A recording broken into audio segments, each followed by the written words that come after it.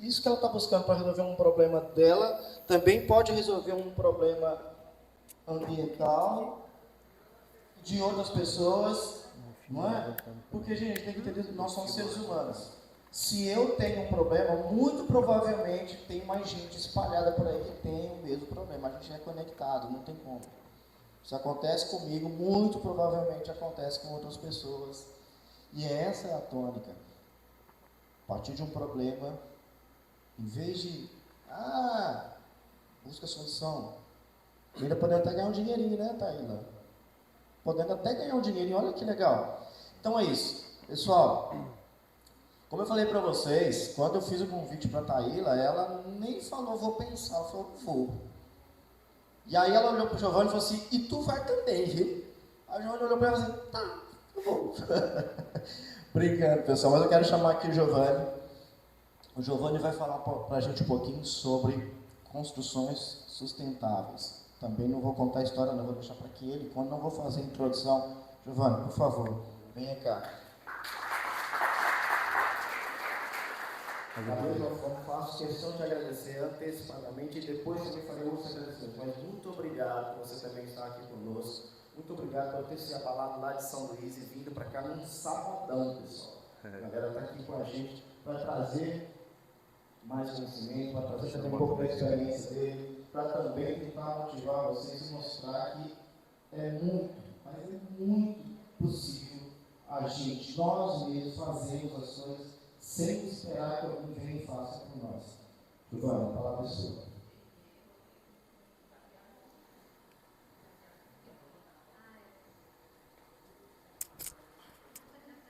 Boa noite. Boa noite. Bom, será que está nervoso? Bom dia a todos e a todas presentes aqui nesse espaço muito especial, um momento especial, Startup Day.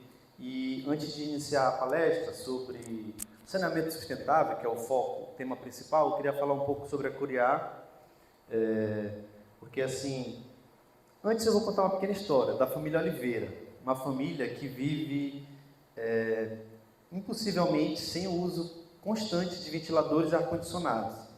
Uma família que mora numa casa que é impossível viver sem essas condições. E o saneamento dessa casa, que é uma fossa convencional, no final do ciclo ainda contamina o lençol freático. Para produzir os tijolos dessa casa, tijolos cerâmicos, esses que vocês conhecem, mais comuns, precisa exterminar mais de 10 árvores do Cerrado e da nossa Amazônia. Porque para produzir esses tijolos, quem não sabe, eles são levados a fornos, passam 3 dias com toneladas de lenha queimando. Como? Por milheiro, isso, por milheiro, cada milheiro. Então, assim, tem uma pegada de carbono muito alta, o tijolo cerâmico.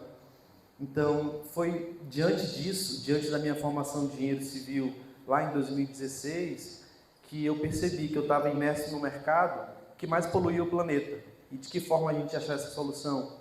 E aí, em 2019, um grupo de amigos, inclusive a Taíla, na época, fazia parte da Curiá, o Danilo, que é companheiro da Lara, que está chegando, a gente se juntou para fazer um grupo de pesquisa, um grupo de estudo sobre bioconstrução. Acabou que na primeira reunião, Taíla já me vem com uma demanda de um alemão que está precisando de uns tijolos ecológicos.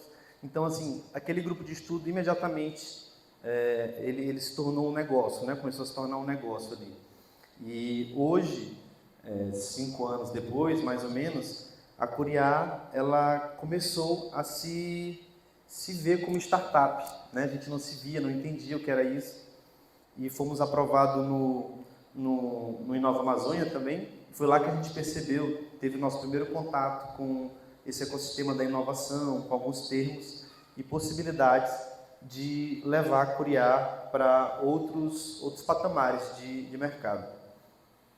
Então, hoje, o nosso principal público-alvo, que a gente não escolheu, eles escolheram nós, são o público de investidores dos Lençóis Maranhenses, pessoas que querem construir sua casa lá, sua pousada, seu chalé, que precisa construir com uma pegada de carbono mais baixa, com saneamento sustentável, com cobertura de palha, chalés mais rústicos, que possuem baixa pegada de carbono. E o nosso outro público-alvo são instituições que trabalham com comunidades. O microfone está muito alto, a impressão minha. Bom? instituições socioambientais que trabalham com comunidades, como o Instituto Nova Era, o Instituto Jussaral, alguns institutos parceiros nossos, o Instituto Tucã também, que é um instituto indígena aqui do Maranhão, que desenvolvem trabalhos de infraestrutura, além de outras coisas, mas também de infraestrutura na parte da engenharia civil, que é a minha formação, tentando modernizar o sistema construtivo ancestral, que é o sistema construtivo com barro, né? Que tecnicamente a gente chama de terra crua. Terra crua porque ela não tem uma pegada de carbono, porque ela seca ao sol. E isso diminui e muito a pegada de carbono da construção. Aqui está apresentado o nosso portfólio, né? Então eu não vou ler tudo aqui para a gente chegar no nosso tema principal. Aqui um pouco sobre mim. Sou engenheiro civil, pós-graduado em docência para ensino superior e mestrando em energia e meio ambiente. E o foco do sistema da minha pesquisa é saneamento ecológico em comunidades. Então, inclusive vai ser o tema da nossa palestra. Aqui as formas de atuação: a gente trabalha empreitando obras, desenvolvendo projetos e dando a consultoria e assessoria técnica em bioconstrução. Pode baixar um pouco o volume, né? Ou diminuir o agudo, enfim. Tá ótimo, obrigado. Aí os nossos valores incluem sustentabilidade, inovação, comunidade e qualidade, né? Garantir a excelência técnica. A gente sempre... Acho que descarregou aqui o... Foi. A gente sempre... tá descarregando aqui. Eu posso falar no gogó, sem problema. E a gente sempre está... quando a gente vai iniciar uma obra, a gente sempre faz a questão... Às vezes o cliente não quer fazer esse investimento de desenvolver projetos estruturais, projeto hidrossanitário, mas a gente tem essa preocupação da... Estão me ouvindo bem? Sim. A gente tem essa preocupação de manter essa qualidade, essa rigorosidade técnica nas nossas obras, de desenvolver projetos antes de partir para a execução, além do projeto arquitetônico, né? Aqui um marco muito importante na nossa jornada, que foi o Inova Amazônia. Entre mais de 150 empresas, a gente foi selecionado em 4º lugar, graças ao apoio também da professora Maiana, que auxiliou a gente no momento da inscrição do edital. A gente teve essa oportunidade de adentrar, entender melhor esse ecossistema de inovação, alguns termos, alguns métodos de você trabalhar um novo projeto, né? Métodos ágeis, enfim. Foi quando conheci a Startup Enxuta também, que é um livro que mudou a minha vida assim, de empreendedor, indico a todos, o Startup Enxuta, do Eric, né? O Eric é um cara que popularizou, se a gente está aqui hoje, vamos dizer que é por conta do Eric, né?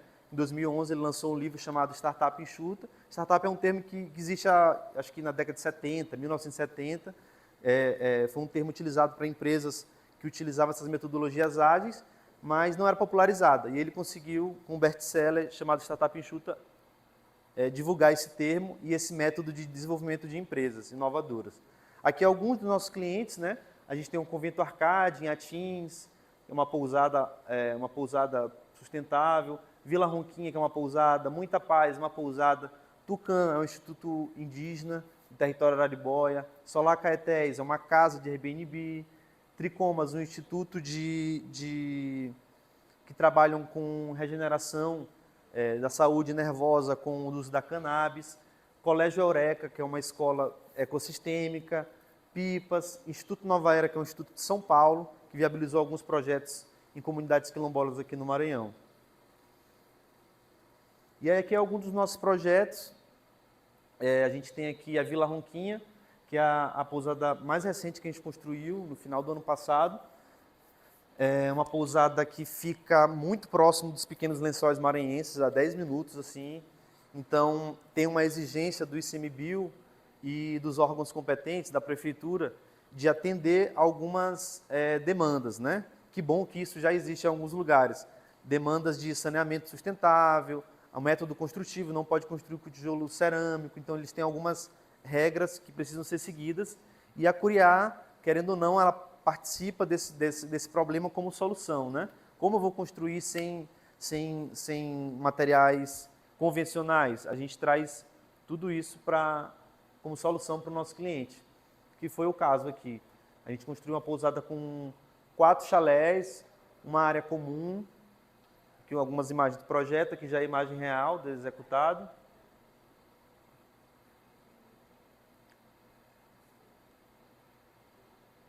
Não sei se está todo mundo vendo aí.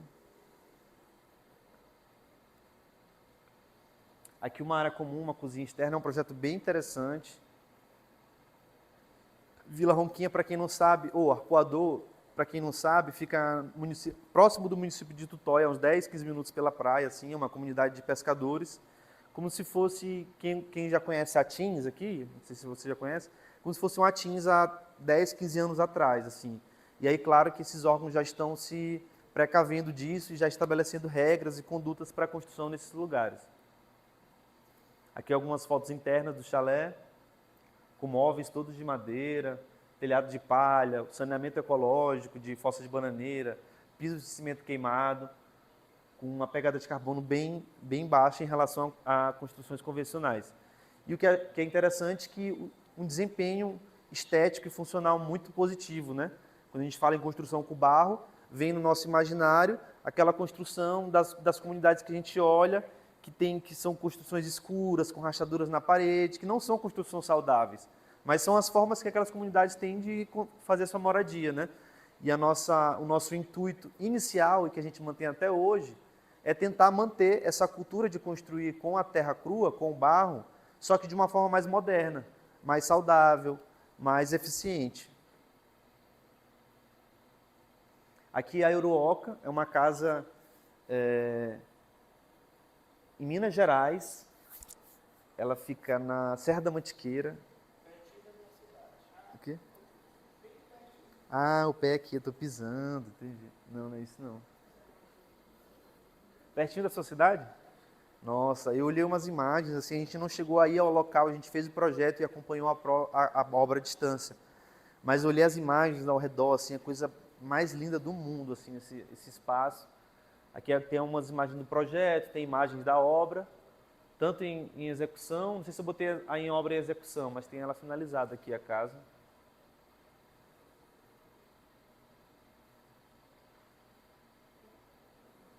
Ah, tem umas imagens da obra aí. A gente fez o acompanhamento à distância e esse é o nosso público-alvo, pessoas que querem construir com baixo impacto ambiental, e o que mais chama a gente é o turismo dos Lençóis Maranhenses, porque está muito próximo da gente, está em um crescimento exponencial, mas o que nos diferencia de outras empresas de construção nessas regiões é o nosso trabalho específico com comunidades, tanto ribeirinhas, a gente tem experiência com ribeirinhas indígenas e quilombolas também. Eu vou apresentar uma de cada aqui para vocês conhecerem.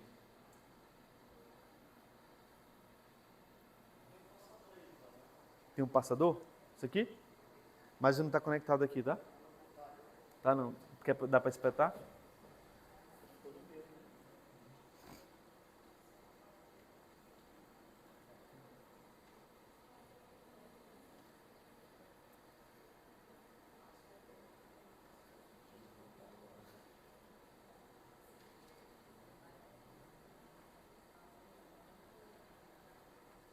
Vou adiantando já. Essa primeira foto é a foto da comunidade Mojó, em Passo do Lumiar. Lá eles têm uma ONG e a ONG construiu uma sede e com tijolo convencional, enfim, e conheceram a gente, a diretora da ONG, e quiseram trazer alguma inovação para essa sede. E aí a gente prestou uma assessoria de construção da fossa, que é o que a gente vai falar já aqui de forma bem resumida sobre essa inovação, que é uma inovação, essa fossa, que é a fossa ecológica de Bananeira. É uma fossa é a fossa verde que a gente planta em cima. É relativamente nova essa tecnologia, mas já tem ganhado bastante consistência e espaço no mercado. E aí a gente construiu com a própria comunidade, os pedreiros de lá, o ajudante, aqui a dona Antonieta, que acompanha todo o processo, a vizinha lá do... Aqui a obra... espetou aqui? Não, né? Aqui, ó, aqui é o tanque de evapotranspiração, o nome técnico é a fossa de Bananeira. E aqui ela, alguns meses depois já, vocês podem ver o tanque aqui, ó. ou seja, totalmente integrado, né? Você nem percebe que é uma fossa ali. Então, o diferencial dessa fossa é isso. Além de, que eu vou falar mais para frente, eu vou explicar. Já eu vou abrir umas imagens.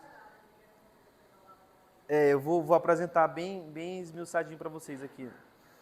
Aqui a gente tem a pedra fundamental, que é a primeira sala de aula da futura universidade indígena, que vai ser construída, a primeira universidade indígena, na verdade, do Brasil, vai ser construída no território araribóia, com apoio do governo do estado, enfim.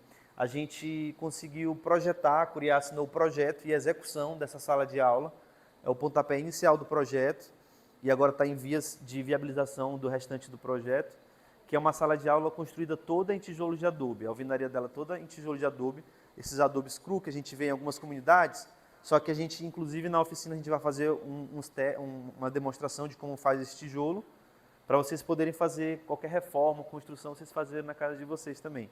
Vamos ver que é bem fácil. Aqui algumas imagens da obra, ó, dá para ver os tijolos de adobe, a gente usou o cerâmico mais para fundação. Aqui tem cimento também, só para deixar claro que quando a gente fala em construção com barro, as pessoas pensam no extremismo, né? Essa empresa trabalha só com barro. E não, a gente precisa de algumas tecnologias que são muito úteis, como o cimento, para a construção. Mas só que a gente faz o uso consciente e o uso necessário. Eu não vou usar cimento onde não precisa de cimento. Essa é lógico, porque a pegada de carbono do cimento também é muito alta. A gente tem uma tabela de demanda de energia para cada material de construção. Tijolo, cerâmica e cimento estão num ranking, assim, entre os 4 primeiros. Numa lista de 20, eles estão... Então, quanto a gente puder economizar nesses materiais, a gente economiza. Aqui, Escola Comunitária Jardim de Belas Flores, em São Vicente Ferre. Se precisar puxar minha orelha com o tempo, pode puxar, viu, Rodrigo? Comunidade Quilombola, Barro Vermelho, em São Vicente Ferre. A gente foi contratado em parceria com o Instituto Nova Era de São Paulo para fazer uma reforma nessa sala de aula, uma sala de aula comunitária, que eles fizeram lá para dar aula para a criançada no contraturno deles, da escola, e estava nessa situação, né? Aí a gente chegou para fazer uma reforma só de acabamento. Eles não queriam mudar a estrutura das salas, eles queriam manter a mesma dimensão, manter a mesma estrutura, o mesmo telhado. A gente deu só uma reforma no acabamento. Fiz uma assessoria com eles lá de revestimento natural. E aqui é a obra que eles mesmos fizeram. Assim, eu fiquei um dia lá, 2 dias, depois de 1, 2 semanas eles mandaram essa foto. Eu fiquei bem feliz com o resultado, né? Um revestimento sem rachadura, sem trinca, ficou bem positivo o resultado. E a criançada utilizando o espaço, né? Que inclusive estava parada. Era tão insalubre que eles não estavam conseguindo usar o espaço. E aqui, adentrando agora ao que ela está bem curiosa ali, é sobre o tanque de evapotranspiração. Eu usei um termo mais bonitinho para a palestra, mas é basicamente isso. Eu vou falar sobre esse tanque, sobre essa fossa de bananeira ou sobre essa fossa verde, são alguns termos utilizados, como uma solução de saneamento alternativo para comunidades tradicionais, principalmente as ribeirinhas, que moram perto de rios e precisam mais desse cuidado. E aqui a palestra, o objetivo dela é apresentar como funciona esse tanque, a sua construção, o que ele faz, né? Como é que constrói, enfim, como é que funciona, né? O histórico do tanque. Há mais ou menos uns 10 anos, esse rapaz, Tom Watson, dos Estados Unidos, ele teve essa ideia, idealizou e foi adaptada aqui no Brasil, no sul do Brasil, para tratar águas negras, águas do vaso sanitário, perdão. Utiliza plantas e bactérias no processo natural de tratamento. Vamos já explicar aqui. Esse daqui é o resultado final dela, um dos resultados finais, né? Essa fossa é um pouco maior.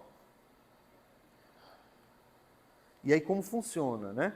O esgoto, o laser ia ser bom agora, né?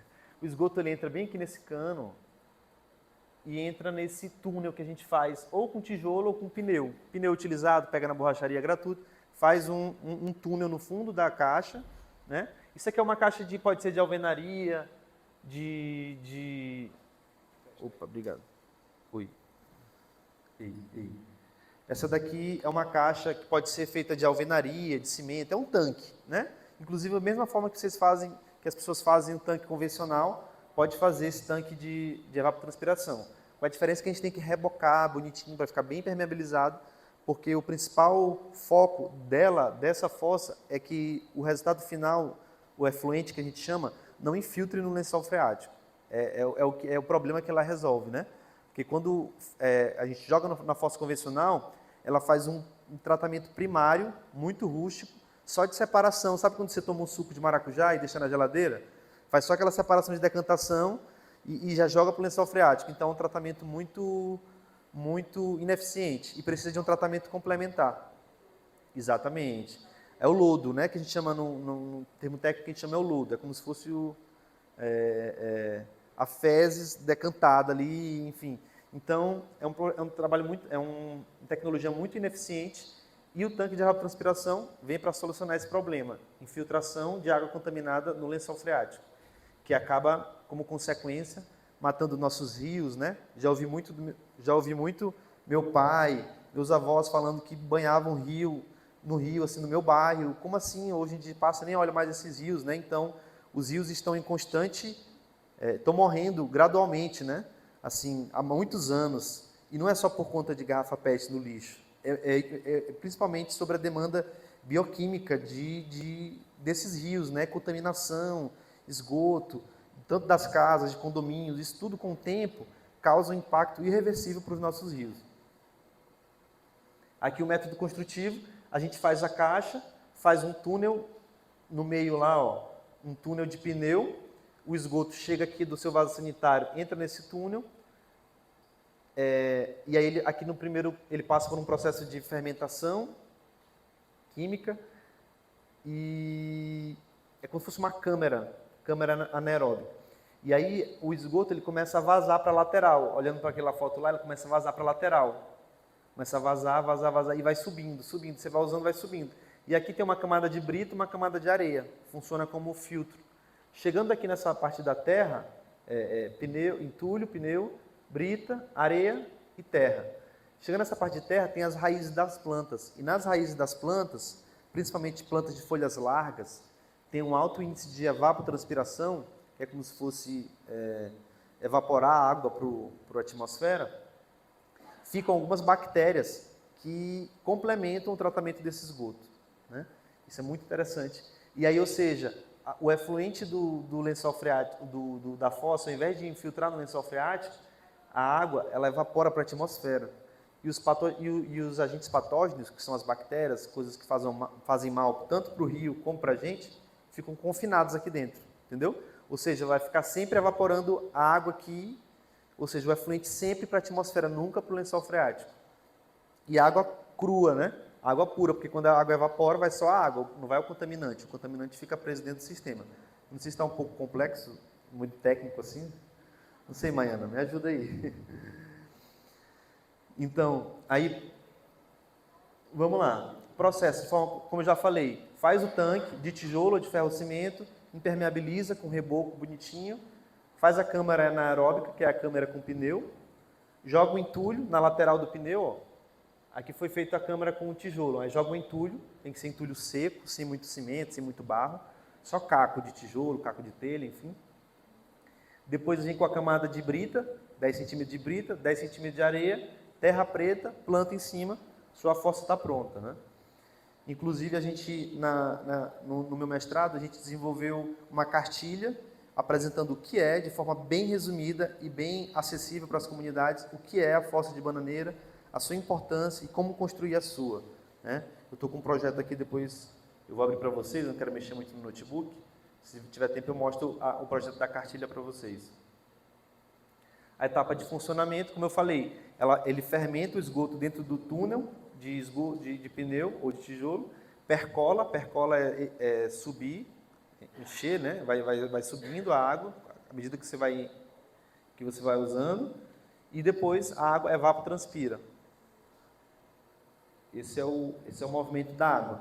E algumas observações para finalizar. A gente teve uma atualização importante. Antigamente, quando a gente tratava de esgoto, as normas que a gente usava eram essas duas normas aqui, ó, que eu não vou falar esse monte de número, porque não precisa. Desde 1993 e 1997. Então, alguns meses atrás, 2024, a norma foi atualizada e foi incluída a Fossa de Bananeira como um sistema técnico e seguro, né? Então, isso é um marco muito importante para o saneamento alternativo, que a gente já consegue, enfim... Opa! Tem alguma limitação de, por exemplo, questão de as matas ciliares, alguma construção próxima? Tem alguma limitação para essa construção dessa fossa? Não. Então, ela pode ser construída só para resumir, próximo do rio. Isso, exatamente. Na verdade, ela vem para resolver isso, sim. Porque... É proibido, né, a normal, convencional. Exatamente, porque infiltra.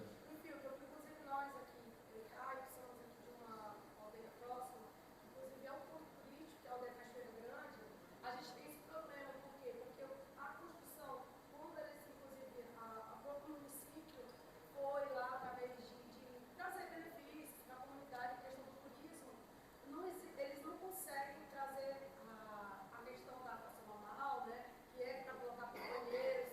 A gente tem uma cachoeira, que eu acho que você já deve ter, Olha, a não. Cachoeira Grande. Eu ouvi falar, mas nunca fui. Inclusive vai estar aqui tal convite, caso você Vamos queira lá. conhecer. Aí o que acontece? Bem próximo onde os turistas ficam, que é o essencial, porque para até onde eles têm o conhecimento de construção, fica bem distante.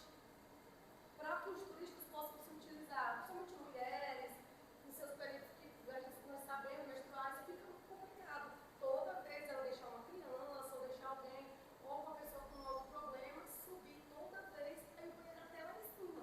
Complicado. Então, assim, é totalmente desproporcional para a gente, Sim. que trabalha, né, que está com o turismo diretamente. Então, assim, foi algo que a gente até conversamos com a professora Maiana, em trazer para o livro, uma entrega já o crescimento da Fossa Verde, que eu pesquisei para ver algo que pudesse ser construído. E aí, lá próximo, que é onde a gente tem o rio e a cachoeira, não pode, eles não. Eu acho que, inclusive, eu não entendi, porque os engenheiros hoje eles estão sempre atuando e eles nunca tiveram essa ideia. É. De chegar e fazer uma construção lá. Lógico, é bem mais difícil, porque como é beira de cachoeira, a gente sabe que é pedra e tudo. Sim. Mas tudo é possível, né, para você construir. Isso é a nossa dúvida. Quanto tempo até quanto o limite de poder construir próximo? Porque é o que eu estou falando, não pode. Nunca tiveram essa ideia dessa construção dessa fossa. Que para a gente é essencial. Sim. Para os turistas que ficam lá mesmo, embaixo, no local da cachoeira. Sim. Então, o limite varia um pouco, às vezes a prefeitura estabelece, às vezes o ICMBio, é um pouco conflituoso essas leis, né, e regulamentações em relação ao limite. Por exemplo, lá no Arpoador tem uma margem que você pode construir, já em Atins, por exemplo, tem outra margem, então varia muito de lugar para lugar. Mas a questão é o seguinte: se o lugar, por exemplo, ICMBio, lá no Arpoador, já conhece essa tecnologia. Então, eles falam, vocês podem construir até tantos metros, se o seu saneamento for ecológico. Se tiver um projeto aprovado por um engenheiro, a gente vai e libera a construção, entendeu? Como foi o caso lá do Arpoador, que a gente construiu muito perto da praia, assim, né? Uma vila de pescador, muito perto da praia, tem uma lagoa do lado, assim, então... e o ICMBio aprovou o projeto, a prefeitura também, porque é um saneamento ecológico, a construção tem uma pegada de carbono muito baixa, entendeu? Então, com essas condições, eles aceitam, entendeu? Tranquilo. Aí, em relação ao dimensionamento, para quem tiver interesse...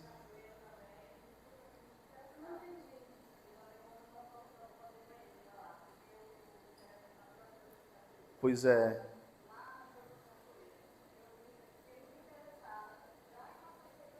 Depois da Vila Real, eu sei, meu pai fez uma chácara lá, tem um condomínio praticamente chácara lá, né? Isso, na beira do rio, né? E eu conheço lá. Não, com certeza, essa parceria aí tem que se manter, a gente vai trocar contatos depois para desenvolver projetos, porque a gente já desenvolveu em comunidade, a gente tem essa expertise, sabe os caminhos, então a gente com certeza tem uma parceria aí. Inclusive, está o convite aberto para você ir lá conhecer a cachoeira. Com certeza. Não sei como é que está a sua agenda. Legal, vamos ver aí, né, a produção aí. Vamos, desmarca, se tiver compromisso, a gente desmarca. Cachoeira não se brinca, não... E tem uma comunidade indígena também. Pois é, a gente já tem alguns... Então, vamos lá, mudou do tempo, né? O dimensionamento é ideal 2 metros cúbicos por habitante. Em regra geral, para vocês não esquecerem, é bem simples. Você vai fazer, se quem quiser, tiver interesse em fazer, dimensionar, pode entrar em contato com a gente, mas é muito simples. É 2 metros de largura, 1 metro de profundidade e 1 metro para cada morador. Se tiver 3 moradores, 3 metros. Então é fixo, 2 metros de largura, 1 metro de profundidade e você bota 1 metro para cada morador. Se é uma pessoa, 1 metro. O comprimento, né? Então, o dimensionamento é basicamente isso.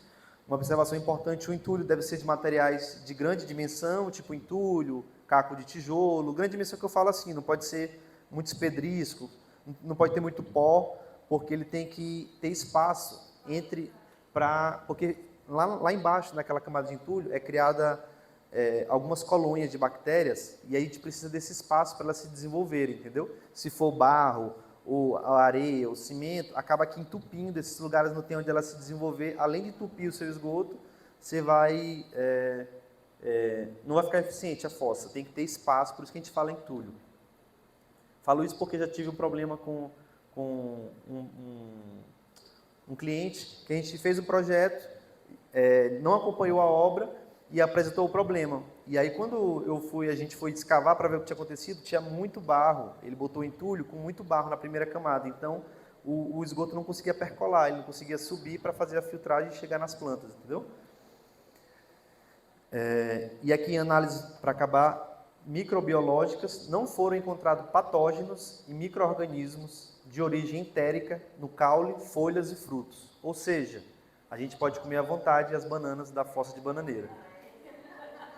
Elas são bem saborosas e geralmente quando elas estão bem adubadas ali, elas são mais doces, enfim. Aí antes de finalizar, eu queria aqui, já fazendo o link para a nossa oficina, né, que a gente vai produzir uma pequena amostra de tijolos, eu queria mostrar para vocês um projeto que está bem atual e de primeira mão eu vou apresentar um trailer para vocês de um filme que estão fazendo sobre o Instituto Tucano, que é um instituto socioambiental também, liderado por indígenas, né? Fabiana e o Silvio, a gente estava em contato com eles há poucos dias, pessoalmente, e a gente, como falei, essa sala de aula lá na comunidade deles, esse projeto, a gente fez o projeto, a gente fez uma oficina de tijolos de adobe com eles também, para trazer algumas novidades, né, sobre esse método construtivo, que eles usam muito o adobe lá, e aí tem algumas técnicas que auxiliam tanto na produtividade como na qualidade do tijolo. A gente foi apresentar algumas dessas técnicas para eles, foi uma troca muito interessante, a gente aprendeu muita coisa também. E aqui é um trailer, não foi lançado ainda, está em primeira mão, eu peguei diretamente com o diretor do filme, ele permitiu aqui para o evento. Vamos ver se o áudio está funcionando.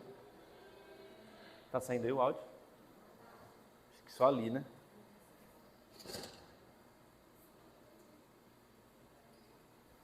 eu ver aqui.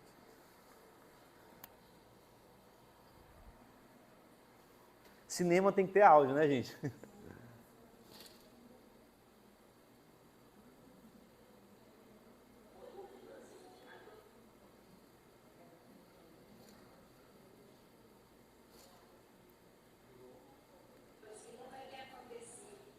Acho que pode ser só com esse áudio dali, então, né?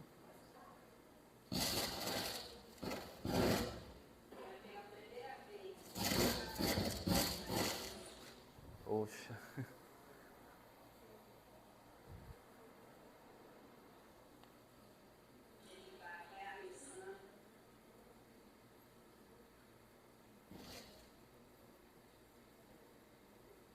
Agora vai.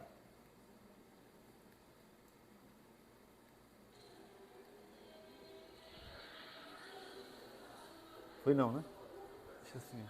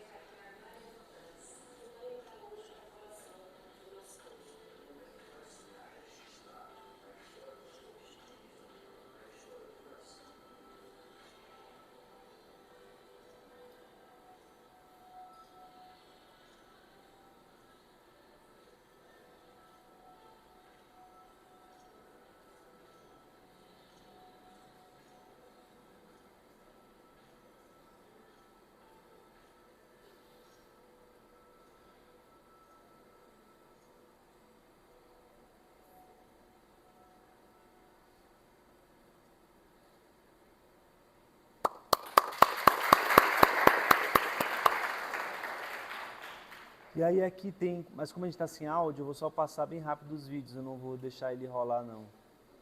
Que é um vídeo sobre a nossa experiência lá com a oficina de Adobe.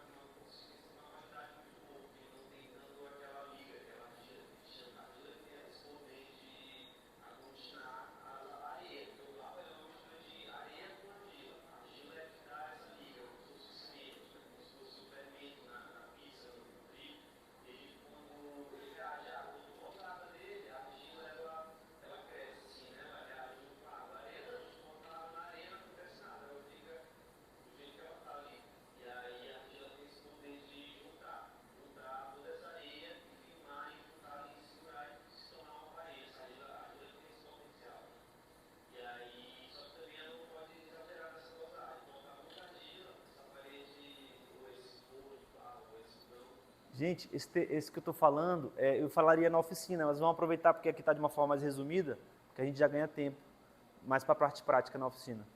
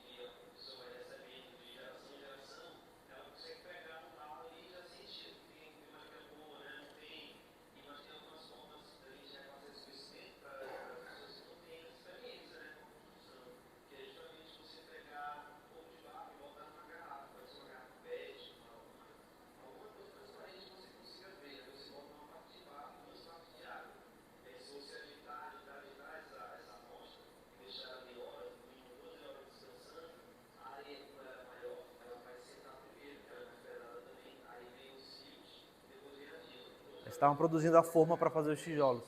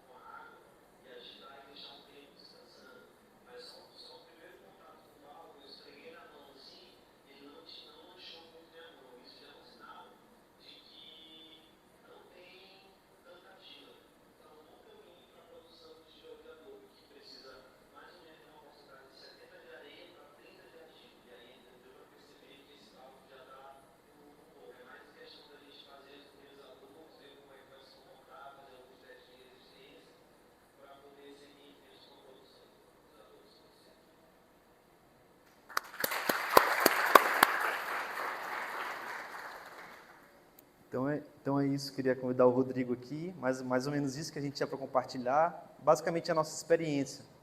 E obrigado pela atenção de todos, pelo convite, pelo Sebrae.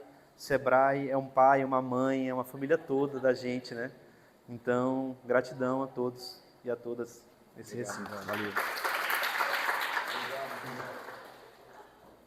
Obrigado. Sebrae é um pai, é uma mãe, e assim como acontece nas nossas famílias, chega a hora que os filhos começam também a retribuir, né? Verdade. Mas, então, muito obrigado pela sua contribuição. Muito obrigado, Giovanni, por você mais uma vez, por ter se disponibilizado, por ter vindo, por ter trazido esses conhecimentos para o pessoal. E da mesma forma, galera, vocês viram como, a partir de um problema, peraí, Então, que bom. Agora, pessoal, nossa dinâmica vai ser a seguinte. Nós vamos fazer um pequeno intervalinho, né, Maia? E depois